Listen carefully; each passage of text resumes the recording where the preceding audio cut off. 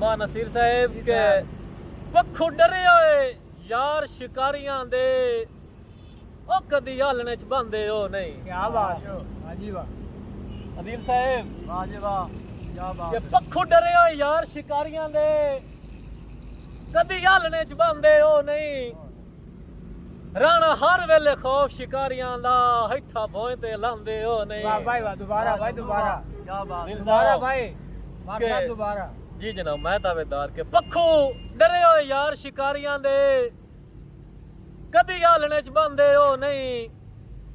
राणा हर वेले खौफ शिकारियां दा हिठा भोए ते लांदे हो क्या नहीं। बात है, वाह जी वाह। ते पिछा की करना है वापस घर जाके, ओ पिछा क्या करना है वापस घर जाके। हाँ जदों जुगनू चाहते हो नहीं। नहीं, हाँ। कदी सप्पा ते बिल्कुल विसिए ना डांग मारनू रांदे हो वाह नहीं। भाई वाह, क्या बात है। ਸਾਹਿਬ ਭਾਈ ਚੰਗੇ ਸੱਜਾ ਨਾ ਫੁੱਟਣ ਮੋਢਿਆਂ ਨਾਲੋਂ ਜਿਹੜੇ ਆਪਣੇ ਨਾਲ ਦੇ ਹੁੰਦੇ ਹਨ।